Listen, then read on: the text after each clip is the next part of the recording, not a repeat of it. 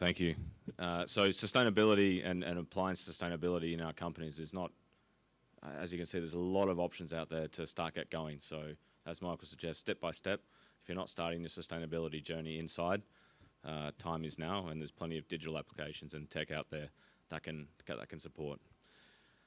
So with that, we'll move into our last panel of the day, which will be quite a fiery one, because I'm on it. So no, I won't scare the other panelists today. We're going to go back and talk about people now, and what we have titled this panel, Human Skills in a Digitized World. Basically, we are as digital as ever in our professional lives, in our personal lives, and as an enabler for business and supply chains, digital tech is everywhere. So what do we need from our employees now and in the future? What are the human skills that we want to see come forward? We'll only get more digitized in the future. I think we heard from Betel this morning from Adecco that this is the case. So are we really ready to adapt to these? So I'd like to invite the panel chair, Nabil Farrag, who's the country director from Spring Professional LHH Singapore, Crispian Farrow, who's the chief innovation officer at EIM Global, Joe Lombardo, who I think we all know, but director of project and performance management at ESP Consult, and myself. So we'll be joining for this panel. So gentlemen, let's get into it.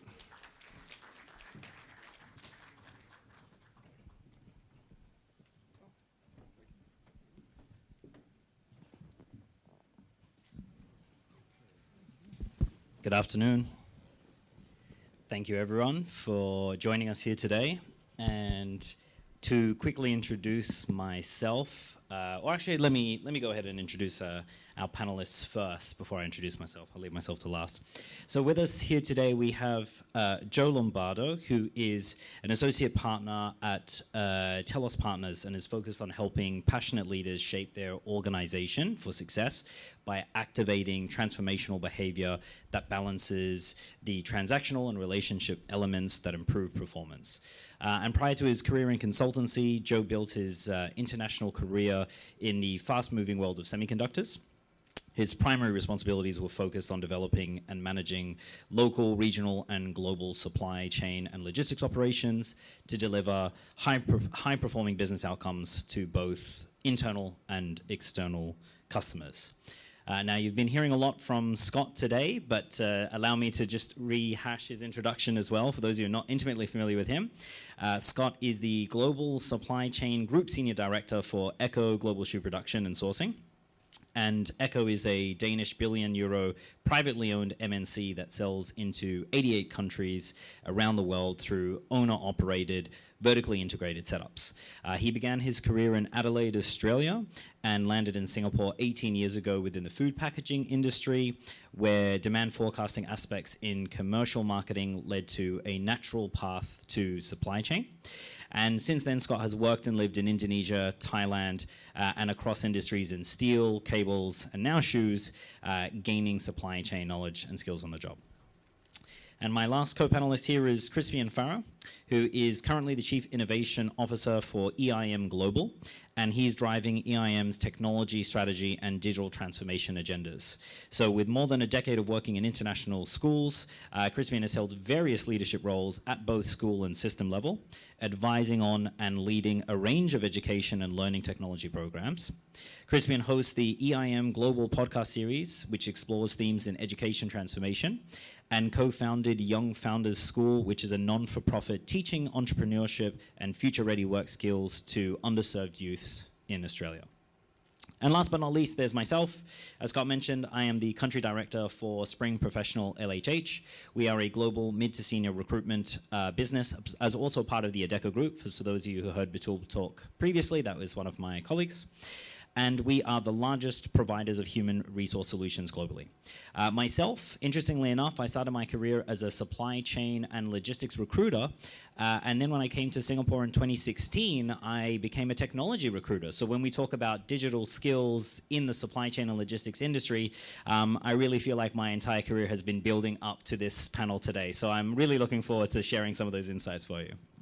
So just to give a little bit of context to this panel session that we have today, it's very normal when we talk about job descriptions to focus on education and to focus on technical skills.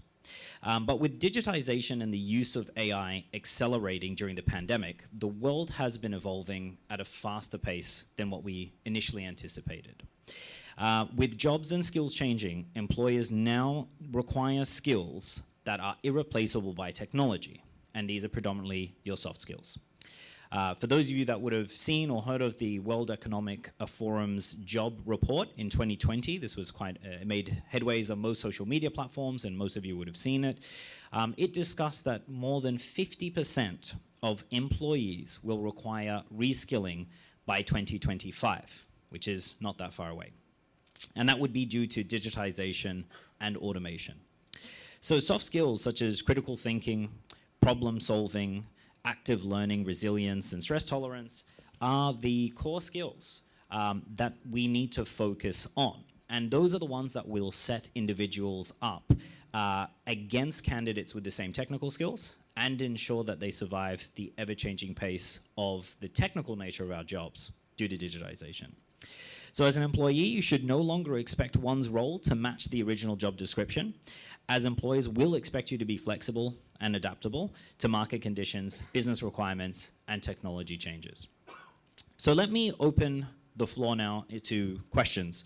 And we'll start with Joe, with a just very broad perspective on how has supply chain and logistics evolved over the years, as far as you've seen it? Okay, thanks for that. Thanks.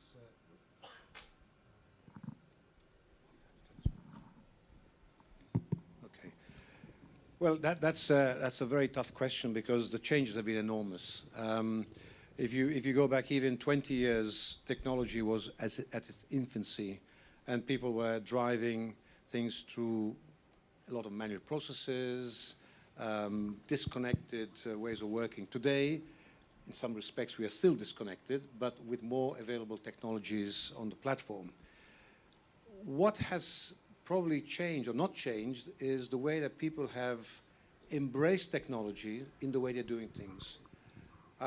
Technology is an enabler of the work processes of yesterday, but you've got to change the way that you embrace the technology. And I think that is one of the things that has not changed as fast as it could be. And maybe, as we discussed this morning, the transformation or digital transformation journey in some cases has failed because we haven't appreciated how people have to change their behaviors to embrace that technology. And Scott, I'm just curious to hear your thoughts on this as well as someone in supply chain. What have you seen as been some of the biggest impacts to supply chain as a result of digitization and automation? And where do you see the biggest gaps at the moment? Yeah, I think the biggest gaps right now is finding those soft skills to match the company culture. The hard skills and the technical skills are coming through much more readily now than they were even 10 years ago. So we've heard a lot about transformation, but it's also about finding the right transformation of your culture, not moving too far from what you are as a company, but accepting digital applications, accepting that technical skills will come in, and we still have the old adage of are the people with the right fit for the company, not necessarily just the role. So not doing your job description from day one is a real thing, and so that resilience and adaptability from a new recruit is essential now to be successful within a supply chain and a supply chain profession. And another question to you as well, Scott. What do you think are the soft skills that are most in demand within the supply chain logistics sector, and how well has the industry or organizations adapted to these skills? Yeah, so analytics, problem solving, it's all in this report as well, right? So I'm not going to argue too much with some WF data, but it is where the technical skills I can get guys straight out of school, guys or girls straight out of school who can get data. They can find data, they can dig data, they can get it all and look very, very, very fantastic dashboards. But then I ask them, well, what do we do? What do we do with this data? How do we use this data to solve our problem or create value or create a differentiation from another company or a competitor? And that's where they stop. And so I think we're missing the gap is that we're missing these guys to have problem-solving skills, analytical skills, being able to go one step further than just taking the data and digging it out and showing it nicely on a dashboard.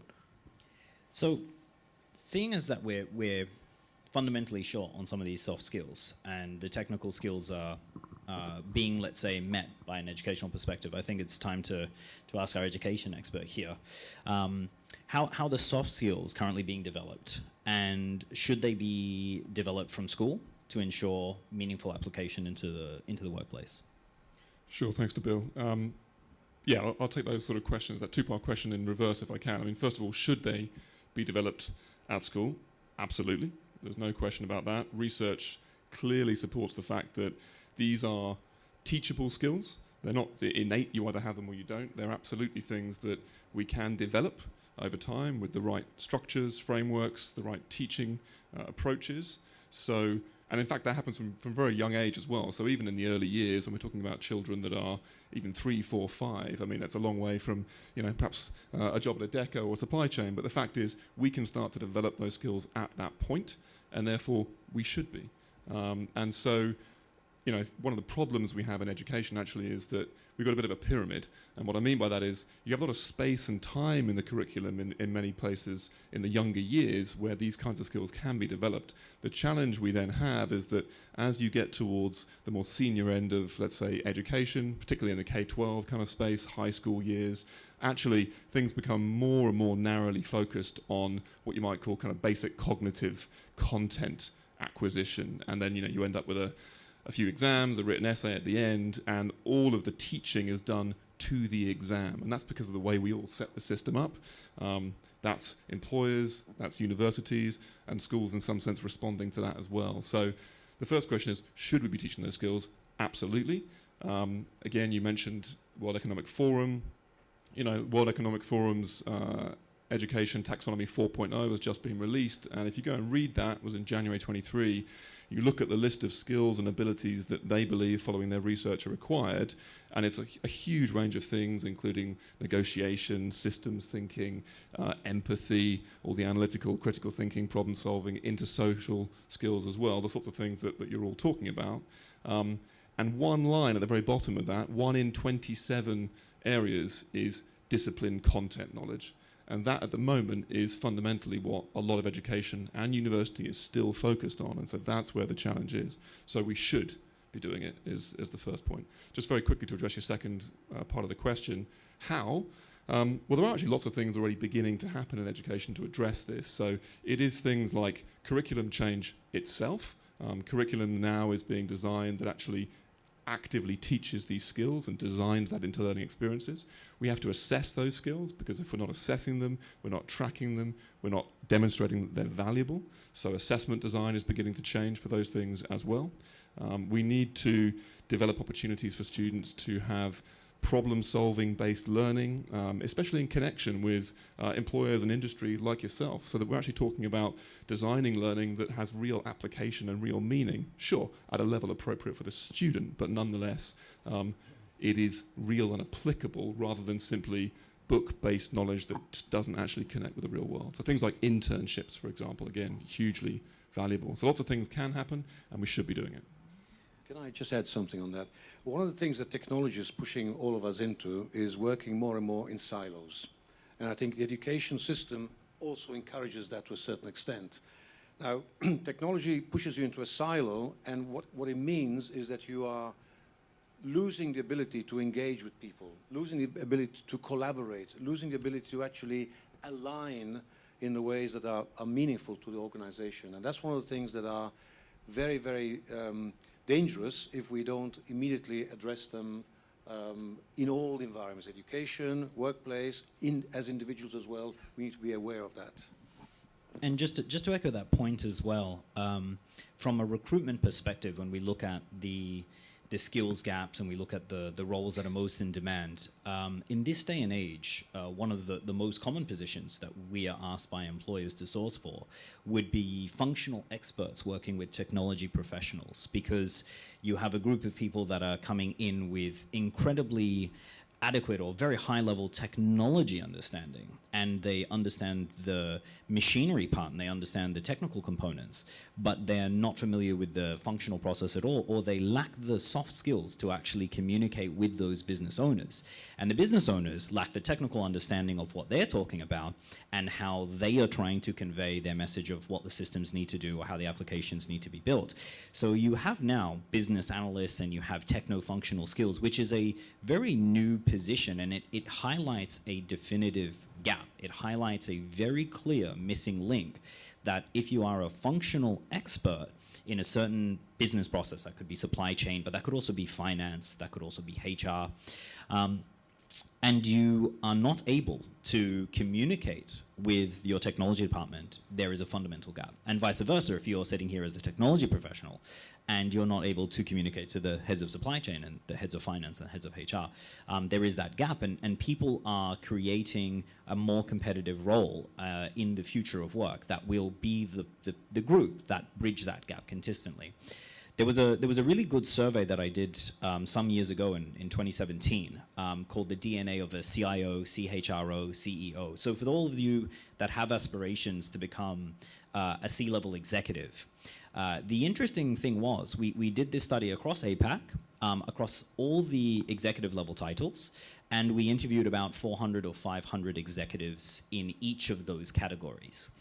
And universally, the skill set that they most insist on having in order to be a C-level executive was soft skills, was critical thinking, problem solving, being able to negotiate and collaborate, and being able to empathize, surprisingly, was a very, very key component. So for example, classic scenario, IT needing to convince finance that they need more budget. Finance needing to convince everyone they have too much budget and they want less money being spent, and so forth. So those skills are really the fundamental in a digital world where a lot of your manual tasks are going to be eliminated by ChatGPT or software or other forms of automation.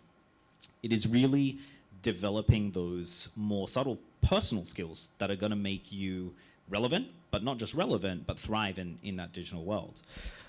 I think if just very quickly build on that, I mean, I'm going to make some assumptions here, but if you all, each of you, reflect on your own educational experience through primary school, junior school, high school, wherever it was you did that, and probably in many cases at university as well, I'm willing to bet that the biggest chunk of that experience was essentially just content memorization and understanding, followed by some kind of written test where you regurgitate that understanding and demonstrate that you've memorized it or you haven't at some level. There's a little bit of textual communication in there, there's a little bit of critical thinking, sure. But fundamentally, that's what you're spending most of the time doing, as opposed to the sorts of things you just described that obviously happen every day in the workplace from day one, where you've got this collaborative experience, you have problem solving, you have to have this metacognitive conversation, you've got to think big picture and small picture, you know, zoom in, zoom out, all of those things have to happen. But if we're not giving people the opportunity to develop those skills, either in the school context, in a K-12 system, or frankly even at university, then it's no wonder that many people are arriving actually without those skills. And I think we all need to take a look at the system that we help to continue, if you like, or support in that way, and question whether or not we want that or whether we want to change that. And I imagine most of you, like myself, are parents, so we can also think not just on our own careers, but also on our children's careers as well. And a question back to you again, Crispian. Are parents doing enough to drive the development of soft skills? Yeah, that's a good question. Look, parents are asking about this for sure. I'm having conversations with parents all the time about where we do this in schools. But that said, there's probably just as big a group that are really thinking about this very differently and are far more interested in, okay, where is my child in terms of the grades? What are they going to get at their high-stakes exams? Are they going to get into, you know, the top 5-10 university that I've decided that it should be the target for them? And that is at the total expense then of the demonstration and development of those other skills. So, but to be honest, I can't really blame parents entirely for that. That would be an easy answer, but it's not so much that. I think if you think about, you know, universities are still in many cases the gateway to many of the employers such as yourselves, I should say. And so if universities themselves are saying, right, to get into university XYZ, you need to have these grades, and we're not really looking at that much else, we're only interested in your A-levels or your IB grades or whatever the qualification is you've done, then inevitably that's what students and parents focus on. So I think there's a whole chain here that we need to start thinking about. And so how employers think about those qualifications out of those universities also helps universities think about what they're looking for in terms of the students they let in, and that just kind of flows back downstream. We'll address the skills versus educational qualifications a little bit later, but Scott, I'm interested to bring it back to roles, jobs, functions.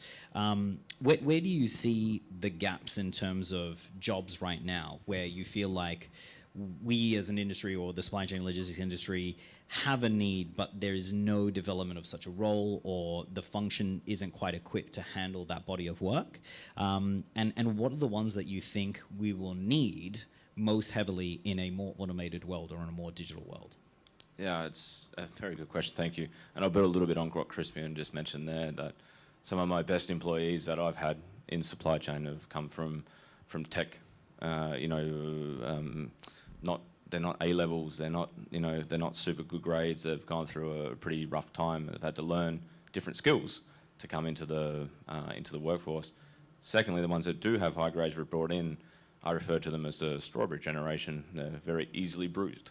So they look good, they taste good, but they're a little bit fragile. So, and they expect a lot. So if our digital applications are not working properly, they don't have the dashboards to play with, they don't have the data all in nice bundled away in a big data warehouse, then they move on pretty quickly and then find companies who do have that. But they still lack those skills. So we build the applications for them to work in, they have those fantastic application skills, but then they cannot apply it to the actual business problem we're trying to solve. The second part of that, sorry Joe, the second part of that is we also need to start designing our organisations a lot better. So we need to stop thinking that we need to find technical skills to come into our business to run applications, and start to find business people to come in and actually design our process and then build digital applications around that. So a little bit to some presentations today at AWS as well was a cloud is not, you don't bring a cloud into an organisation and make it an IT implementation and make it a hard skill. You bring it in as a business process to enable transformation. And I think that's the gap we have, and that's the gap we're finding on the market right now with these people. If I can just also add, we shouldn't get paranoid about skills and skill sets and reskilling right across perfection, because you will never have all the skills that you think you need. But what is important is to connect the skills that you have in the organization. And that is achieved by creating that collaborative environment where people believe they can share and they can build on each other's strengths. And the question is, what is stopping that linkage and that collaboration? Again, it comes back a little bit to what Crispian was saying, that when we are developing young people and at whatever stage in the educational career, we always pass the message that they need to have all the answers. They need to have all the smart solutions. They need to know everything about everything. And that is not true. In reality, none of us knows everything about everything or can be expected to have all the smart answers. And this is why, by connecting ourselves in the organization, by ensuring that we have the right skills collectively, and that we are humble enough to admit that we don't have all the skills and rely on other people and share, that's how we collectively can grow, build the skills, but also build the outcomes from the collective skills that we have generated, if that makes sense. And on a slightly different angle, and again, this is to you, Joe. Do you feel like supply chain professionals have lost touch in some way, shape, or form with how to do the basics, how to do some of the fundamentals? Are we becoming a bit too technology and system dependent? No, I don't think we've lost that point, but I think we may have been distracted by technology and we've taken the eye off the purpose. What is the purpose? What is our ultimate purpose of what we are doing? And technology is an enabler to make us achieve our purpose. But many people have lost the reason for existing. Purpose is, why do I exist as a function? what is it that I need to achieve, and then how do I achieve it? And I think technology, whilst it's important, is not the main focus point. It's an enabler. And on that point, I'll answer a question which is one that I hear regularly when I'm at events, and I'm sure every one of you is dying to know, will my job be made redundant? You know, am I needing to immediately pivot into a new career or a new field? And what's the future of world sort of look like? And I'd love to hear your thoughts on this as well. With a lot of the latest technology advancements, when we look at AI and automation in particular, we are sitting on the precipice of another paradigm shift in humanity, which is akin to the change from the horse and carriage to the car, or previous to that, from walking to bringing horses and boats to traverse large sort of spaces. Now in the digital age, this new fundamental paradigm shift is creating a lot of fear in people because we feel like our jobs are at risk or at threat because of automation. And that's exactly the same as those periods of time. If you look at when the horse and carriage was being slowly defeated by the car, everyone thought, well, blacksmiths are going to be made redundant, stable boys are going to be laid off, carriage makers, there's no more work for them anymore. But no one thought forward because no one could imagine what would be the humongous task of building roads, bridges, all the infrastructure required for cars, and all the machine parts required and components to build cars, and then the level of competitiveness in that market, because every person in a developed country would want a car. So as a net total, the amount of work that was created in that new age was significantly more than the work that was lost in that older dynamic. So when people talk about, and even the World Economic Forum is talking about a lot of these jobs being made redundant and a lot of the skills being no more required, what we're not so much talking about is the new skills. What does that new world of work look like? And unfortunately, I don't have a crystal ball to be able to tell you it's going to look exactly like this, or it's going to look exactly like that, because no one will be able to predict. No one could have predicted things like the pandemic and how much we'd all be working remotely as a result of that. But what I can say is that whenever humanity takes a step forward, the biggest in-demand skills are the ones that have the most human element, particularly things like negotiation. So things like sales, high-end customer service, and that can be professional services in things like consulting, that can be in things like retail and hospitality, or of course even things like medical healthcare, anything to do with people interacting with people, there's a service element to it. Those are always in demand. And of course, the critical thinking and decision making. I'm sure most of you would have seen the automated vehicles that are across the world now being rolled out in the world, but I'm sure majority of you would not be comfortable sleeping in the back of one of those automated vehicles. You may be happy in the driver's seat and letting the car drive, but with you very closely holding the steering wheel, but no one quite yet ready to take a nap and let the car do all the work with no safety checks in place. So this, exactly to your point, Joe, about technology as an enabler. The way I see it, all the current functions that we have, finance, HR, supply chain and logistics, they will continue to exist. And even if you're in a fully digitalized, fully automated world where software is doing 90% of the manual tasks or even 100% of the manual tasks, you will still have need for process improvement. You will still need to have people making critical decisions. You will have situations of force majeure that you can't predict, that you need people to actually decide, okay, we need to go against the program, against the software, against the normal system flow to deal with this problem. So what I simply recommend everyone to do is look at how much you understand that digital transformation. And that doesn't mean that everyone needs to go and get a degree in IT. That certainly doesn't mean that everyone needs to learn code. But if you do want to stay relevant in the current workplace, you have to look at how technology is impacting your line of work and how much you understand that. And something that my fellow panelists and I were talking about, are you moving with the change, or is that change happening to you? So that is one of the core things that will ensure that you stay relevant. But rest assured, none of us are going to be made entirely redundant. We will all have work in the future. It's just a question of what will that work look like, and am I preparing accurately for that new dynamic. But I'd love to hear your thoughts on this as well. Nabil, your points are valid, but people can't expect to shape their own destiny in an organization. What you can imagine is that we are going to automate the robotic part of people's jobs. So as a professor from Cranfield University once said when we did a discussion, we are taking the robot out of the person, but we're not making the person redundant. We are changing the value that he's creating, that they are creating. But the people cannot do that by themselves. They need to have the leadership in the organization to pass the right messages. So again, if leaders, the shadow that leaders create by their messages is confusing, then we are going to have people fearing their jobs. If the leaders' messages are clear, consistent, and relevant, then people are going to be motivated and find that value that they can create in the organization. And that's a very important point. And that's a point that we should all take on board. Challenge leadership. Okay, we do this, what's next? Where do I fit? How do I create value?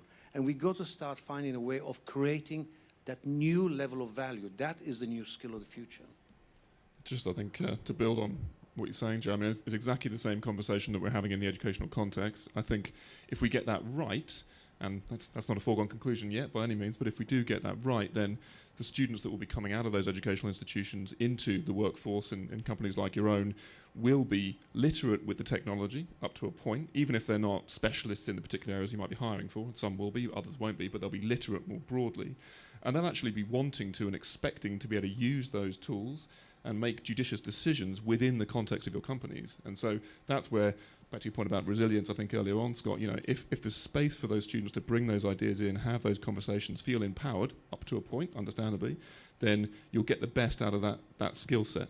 So I think it's crucial to bear in mind that those students are beginning to come through. It will take time, obviously, but that is what's beginning to happen. So I'd love to put it now to the floor just to hear everyone's questions. And we'll do our best to answer them as well as we can, but can we get some questions from the floor? Shy group ever. Oh, there we go.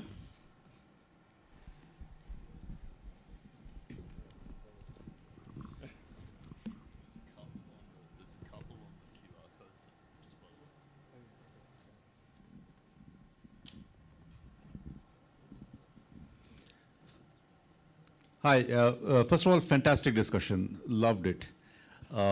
Each of your comments were so perceptive, and I could relate because I teach as visiting faculty at several management schools here and as well as in India. And the silos that you're talking about, I could visualize it and relate to it, right? So that's definitely there. My question is, and to the point that you made in terms of analytical thinking and critical thinking, I was thinking of Bloom's taxonomy, and I was thinking that, hey, we are probably only going up to remember, understand, apply, and that's it. We are stopping. We're not getting to analyze and evaluate and create. That's sorely missing at a school level as well as at a university level, right? So that's one big takeaway. The question I had was for Joe, really. We are kind of getting into a conundrum, right? On one hand, we're saying technologists should understand business, and business should understand technologies because business and technology should go hand in hand. And we're also absolutely accepting that nobody can have all the skills, and therefore working in teams and leveraging each other's skills is extremely key. But on the other hand, we are getting into a world where technology is enabling, not working in teams physically but virtually, and losing that human connect that actually enables learning and collaboration and communication, right? So where are we going with all this? I would love to hear your thoughts. Where are we going? Good question. One of the things that is creating complexity, clearly there's a lot of complexities, but working virtually is not easy. No matter what people say about working from home or working virtually is not easy. And the way to connect the dots is going to be really to revisit the purpose of your organization. What is it that you exist to do? And what are the outcomes that you want to achieve from this purpose? Then you start to identify who, how, and where do you bring all of it together. Now, yes, the technologists maybe don't know the business, and the business people don't know the technology. But together, aligned to the purpose, aligned to the outcomes, you start making some sense of it. But if everyone's working, oh, I'm a technologist, I don't know anything about business, oh, I'm a business, the technologist is not my forte, then where are you going? You are going to be just arrows going everywhere, people going in all different directions. So the leadership of the organization is even more critical now to bring these complexities into line. Purpose, outcomes, and then the what, the how, the who, the when falls into line. Does that answer your question? Does everyone still work from home? I mean, if you're here, you probably don't. But, I mean, we didn't run a virtual event this year, right? So, I mean, working from home is great for certain personality types, and we have to cater for that. But ultimately, we work better. The reason offices became successful and CBDs became successful is because people get together, and that's where creativity starts. People are talking over the coffee machine or the water cooler. It's very hard to do on a screen. We had a presenter before, Shobana from TeamViewer. We only discovered she had legs today. It was the first time we've met her. So, you know, and it was very nice. It was good, and we had some ideas straight away. So, yeah, it's we have to cater. We've always had to cater for thousands of years to people's individual personalities, tastes, preferences, and this will never change. Digital applications will enable us to be able to cater even better, but we can't have one size that fits all. You can't be all in the office or all work from home.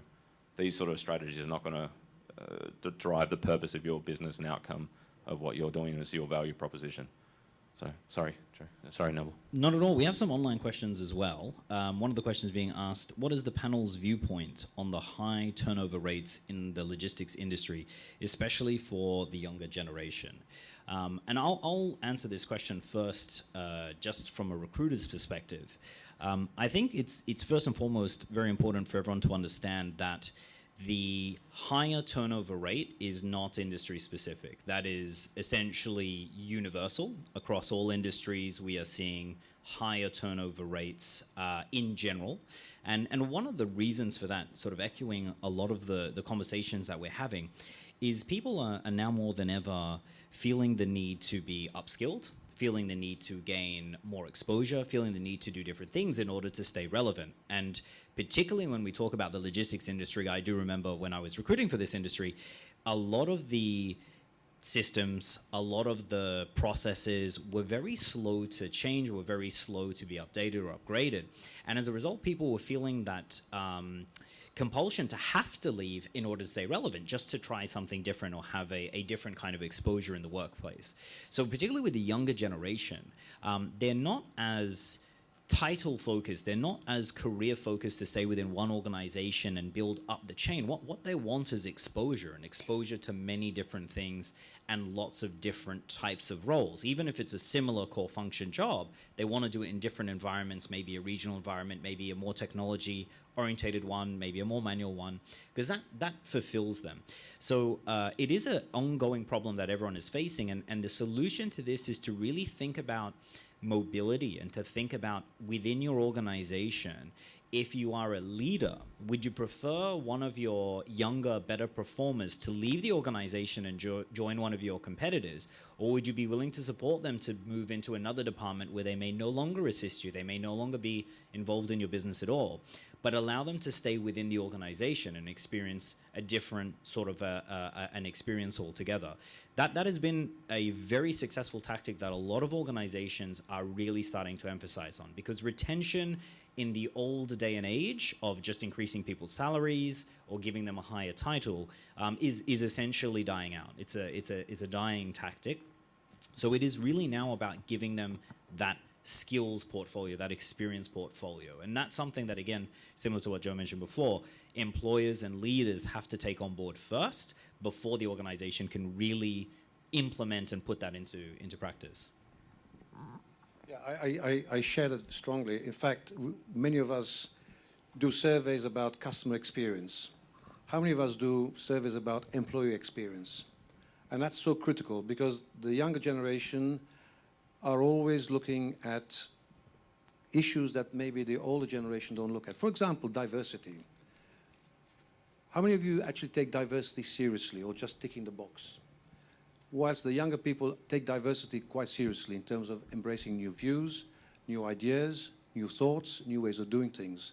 Yet if you're working in silos, diversity doesn't get a look in. It gets blocked out very quickly. And I think that's one of the things that has to motivate people. Moving them from department to department will not change. You've got to change and accommodate the environment they're in to grow. Now, unfortunately, that's all the time we have for today, but we're more than happy to field any other questions once we wrap up the panel here. So please come find us if you would like to ask anything further. But I'll hand back over to Scott to do the final wrap-ups. Yeah, on the panel or just the wrap-up generally? On general. Like some final comments on the panel. So, yes, well. So the question is, are we ready to adapt into this digital world? Yes. And I'll be very, very fast and say, we have a lot of work to do. So, and from my side, if we ask the question, are we ready to adapt? Humanity has always found a way. It's up to us to all do it together. And I think events like these and thought leadership and sharing best practices is how we manage that faster adoption and that faster skill. And now more than ever, we need that additional level of collaboration and communication. I don't think it matters whether we're ready. It's going to happen to us one way or another, whether we like it or not. And so the question is, do we embrace that and have that conversation and have a chance of steering it in a way that is a positive outcome for all of us, or do we allow that to happen to us? And just from my perspective, I mean, I think this kind of dialogue and the dialogue between industries and between the kind of sectors that feed into your industry is hugely important. For me, it's quite unusual to be on a panel like this in a room full of people in the supply chain, which is a space I know very little about, I'll be very clear. But I think it's these kind of conversations and dialogue, the more we can do that, the better placed we'll all be to arrive at a positive place. Many years ago, an author called Alvin Toffler brought out the phrase, learn, unlearn, and relearn. And it's such a relevant moment to reflect on that. We have to unlearn what we know and relearn and adapt to the new environment you're in. Good luck. thank you guys. Thank you, Nabil, Crispian, Joe. Thank you very much. Thank you. Thanks very much.